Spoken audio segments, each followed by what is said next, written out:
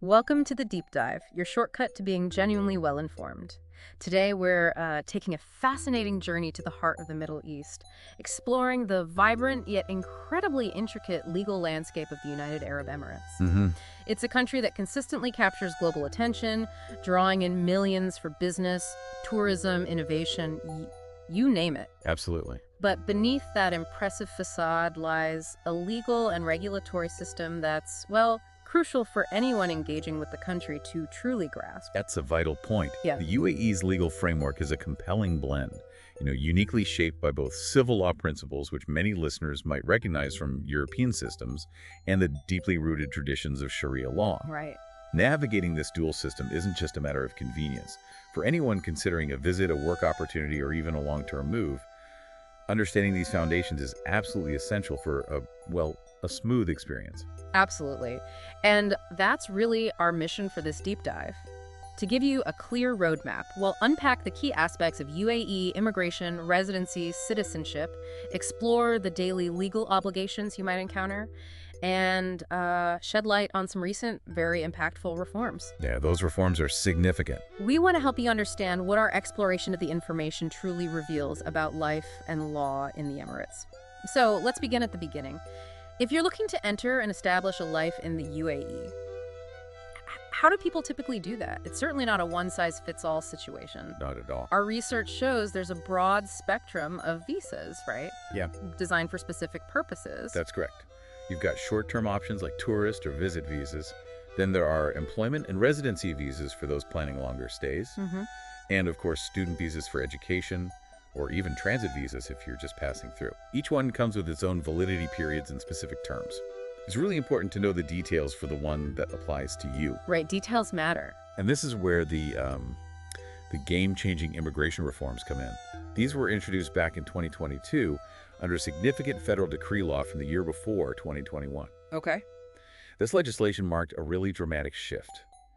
It's fundamentally untethered employment from the traditional sponsorship requirements many people were familiar with. Which is huge. It is. Yeah. It's a huge step forward for flexibility. Mm. The UAE now offers a much wider array of, flexible visa options. The 10-year golden visa, for instance, has become incredibly popular. I've heard a lot about that one. Yeah, it's highly sought after for long-term residents, investors, certain professionals. We're also seeing interesting initiatives like the Dubai Virtual Working Program. Ah, the remote work angle. Exactly. It allows foreign professionals to actually reside in the UAE while working remotely for employers overseas. That fundamentally redefines what we once considered traditional employment boundaries in the region. That flexibility definitely makes the UAE incredibly appealing. But what about for those looking for something more permanent beyond just residency, citizenship? How does that work? It's often seen as quite exclusive. It has historically been seen that way, yes. Yeah. But the pathways have indeed been updated since 2021, providing more clarity and for some definitely new opportunities. There are now essentially 4 primary routes to obtaining UAE citizenship. Okay. The first and most foundational is citizenship by descent. This primarily applies if you have deep historical ties, like being a descendant of an Arab family who lived in the UAE before 1925 and stayed until 1972. Wow, that's specific. It is. It also covers individuals whose father is a UAE citizen, or those with an Emirati mother under very specific conditions, like if the father is stateless. It really emphasizes, long-standing family connections and heritage. That makes sense. What's the second route? The second pathway is citizenship by marriage. Now, this applies specifically to foreign women who marry a UAE citizen. There are conditions, though, at least 7 years of marriage if they have a child, or 10 years if there are no children. Okay. And it's really crucial to note here, a foreign man marrying an Emirati woman cannot directly acquire citizenship through that marriage. That reflects a distinct cultural norm. Got it. And the third. Third, we have citizenship by naturalization. This route is for non-UAE citizens who've lived in the country for a very significant period. We're talking at least 30 years. 30 years. Yes. And beyond the time requirement, you need a clear criminal record, fluency in Arabic, good character, a legal source of income, and good academic qualifications. It's clearly a long-term commitment. Definitely a marathon, not a sprint. But then there's that newer pathway, the one targeting specific skills. Precisely. And this is where it gets particularly interesting for certain individuals. The most recent addition is citizenship by exceptional merit, introduced in 2021. This category signals a clear strategic shift. The UAE is actively seeking to attract and, importantly, retain top global talent. They're making citizenship a tangible goal for certain high-value professionals. Like who, for example? Think leading scientists with maybe 10+ years experience and international awards, or internationally recognized creative individuals, artists, authors with major achievements or patents.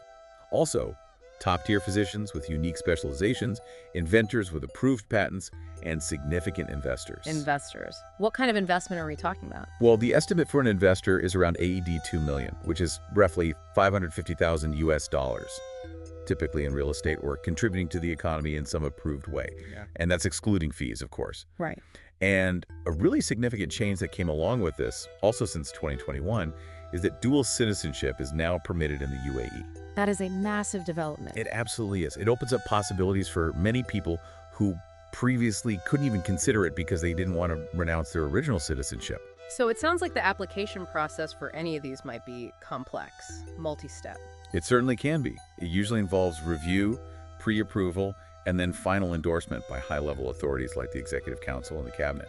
It's not automatic. Which is why I suppose for many people, the UAE Golden Visa might still be the more practical route. It offers long-term residency and work rights with lots of benefits without needing that full citizenship commitment. Exactly. It provides many of the advantages: stability, ease of living and working, and it's a much more accessible pathway for a wider range of talented individuals and investors. Okay. Now, once you're in the UAE, whether as a resident, a visitor, maybe even one of those remote workers, what does this all mean for daily life? What are the fundamental legal principles governing things? That's key. Understanding the basics is crucial. The UAE's legal system, as we mentioned, operates on that dual foundation: civil law and Sharia law. To put it simply, civil law, which many listeners might be familiar with, covers most commercial matters, contracts, and many criminal cases. Sharia law, based on Islamic principles, primarily governs personal status matters for Muslims. Like family law. Exactly. Marriage, divorce, inheritance, child custody for Muslims. Sharia also dictates blood money compensation, or diya, in certain criminal cases involving death or injury. For non-Muslims, civil law generally applies to their personal status matters unless they choose otherwise in some instances. And how does the court system reflect this? Good question. The judicial structure itself mirrors this. You have a federal court system used by several emirates: Ajman, Fujairah, Sharjah, Al Quwain. Then the larger emirates like Abu Dhabi, Dubai, and Ras Al Khaimah operate their own independent local court systems. So where you are matters. It can, yes. The specific court you interact with might differ depending on the emirate. And under that new framework, the 2021 law, what are the specific obligations for non-nationals? It's not just about getting the visa, right? Absolutely not. It's about how you conduct yourself once you're there. The law is quite clear. For instance, you must enter and exit only through approved ports of entry. Makes sense. You need to register your personal data accurately. Yeah. And importantly, you have to notify the federal authority for identity and citizenship, customs, and port security. Let's just call them FICA. It's easier. FICA, got it. Notify FICA of any changes to your data, like a new address or if you have a dispute with your employer. And crucially, you absolutely cannot engage in any work you're not authorized to do under your visa type. It's all about transparency and following the rules. Right. Compliance is key. Beyond those broad obligations, residents and visitors can sometimes face specific legal issues that might catch them off guard. Like what kind of things? Well, we often see debt-related cases. Things like bounced checks, for example, can have very serious consequences in the UAE, potentially criminal ones. Still, even with recent changes. While there have been some decriminalization efforts around checks in certain commercial contexts, personal debt and bounced checks can still lead to significant trouble, including travel bans. Employment disputes are also quite common: unpaid salaries, arguments over termination conditions. Okay. And on a more personal level, minor criminal charges can sometimes arise from things like online behavior defamation on social media, for instance, or even public behavior that's considered inappropriate according to local norms. Understanding these common pitfalls is really vital. That brings us to some specific offenses that might genuinely surprise people coming from different legal backgrounds, like verbal abuse, even online. Yes, that's a big one. Verbal abuse, insults, and hate speech, whether in person or on social media platforms like WhatsApp or Facebook, are taken incredibly seriously. How seriously? We're talking potentially hefty fines up to AED 250,000 in some cases, imprisonment, And for expatriates, deportation is a real possibility. It's a stark reminder about digital etiquette and respecting local sensitivities. Definitely something to be aware of. What about alcohol? I know there were changes there too. There were back in 2020. Federally, the consumption of alcohol itself was largely decriminalized for adults in private or licensed areas. However, individual emirates still regulate the sale and possession of alcohol. So it varies by emirate. Correct. Sharjah, for instance, remains completely dry. No alcohol permitted. Dubai requires residents to have a license to purchase alcohol for home consumption, though tourists can buy it in licensed venues like hotels and restaurants. But driving. Yes. One thing that absolutely has not changed and is enforced very strictly across the board is driving under the influence. The legal blood alcohol level in the UAE is 0. Full stop. Zero tolerance. 0. If you're planning a night out involving alcohol, stick to taxis or ride-sharing services. It's just not worth the risk. Good advice. And what about laws around relationships and sexual activity? That's often a sensitive area. It is, and the laws are nuanced. Homosexuality remains illegal. Extramarital sex and adultery are also illegal. However, there was a notable change in enforcement around 2022 regarding extramarital sex. Oh. Prosecution now typically requires a complaint to be filed by a spouse or a male legal guardian of the woman involved. It doesn't mean it's legal, but the threshold for prosecution in practice has shifted somewhat. I see. That's a subtle but important distinction. It is. And another unique aspect is blood money, or daya. This is the concept rooted in Sharia, but applied in civil and criminal procedures too. It fixes financial compensation for death or injury when someone is found legally responsible. How does that work? The amounts are generally standardized, regardless of the faith or nationality of the victim. For example, the standard amount for causing a death might be set at AED 200,000 for a male victim and AED 100,000 for a female victim. This applies in criminal court rulings where liability is established. It's quite different from how compensation might be calculated in, say, a Western tort system. Definitely different. Okay, so nobody wants to think about legal trouble, but understanding the potential consequences is just as important as knowing the rules. So what happens when things do go wrong? Visa violations, for instance. Right. The penalties for, say, visa violations and overstaying can add up quickly. If you overstay on a tourist or visit visa, the fine is typically AED 50 per day. Okay. Plus, there's usually an AED 200 exit fee when you eventually leave. For residency visas, overstaying fines start lower, maybe AED 25 per day for the first 6 months, but they can increase significantly after that, up to AED 100 per day after a year. It gets expensive fast. And other violations, like working illegally? That's considered very serious. Working on a visit or tourist visa or any work outside the scope of your employment visa can lead to fines for both you and the employer, deportation, and potentially a ban on re-entering the UAE. Wow. And absconding cases where an employee basically disappears from their sponsored job without following proper procedures also carry severe penalties, often including travel bans and deportation. Travel bans. That seems like a particularly difficult situation. We hear stories about people getting stuck. It is a significant challenge. A travel ban can literally leave an individual stranded in the UAE. They can't leave the country, sometimes can't work legally either if their visa expires.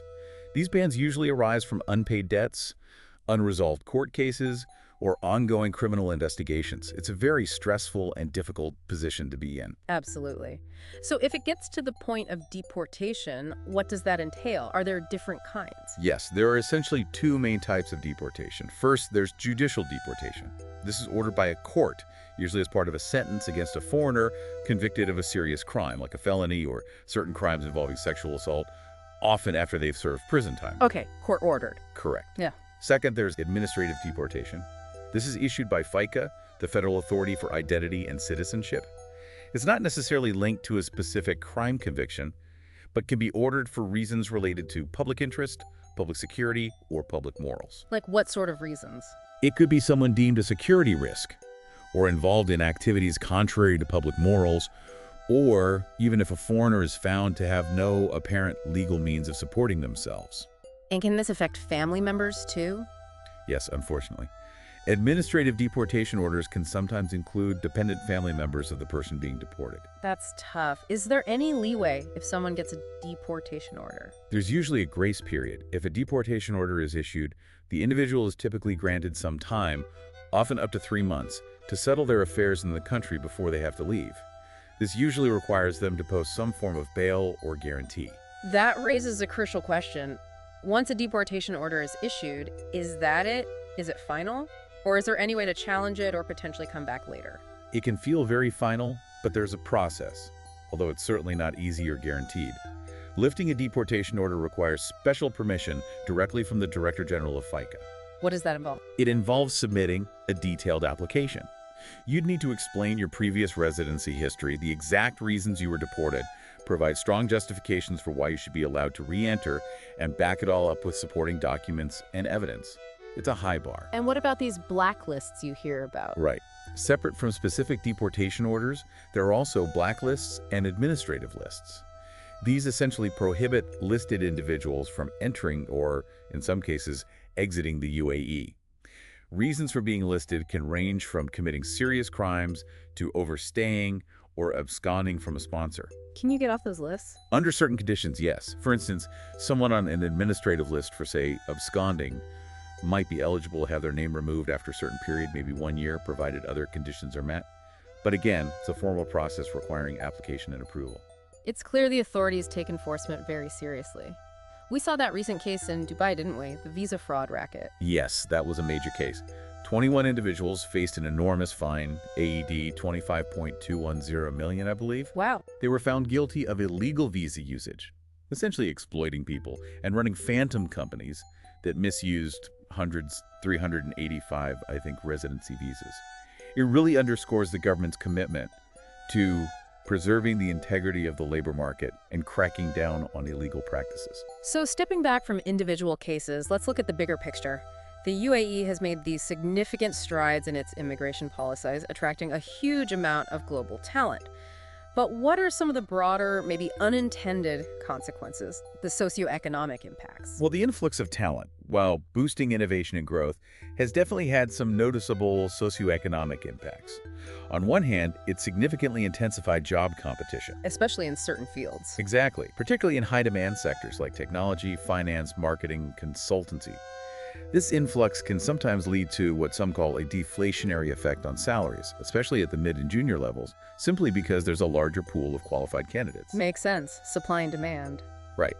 And concurrently, we've seen the cost of living rising, especially for key things like housing, schooling for families, and healthcare. This creates a challenge.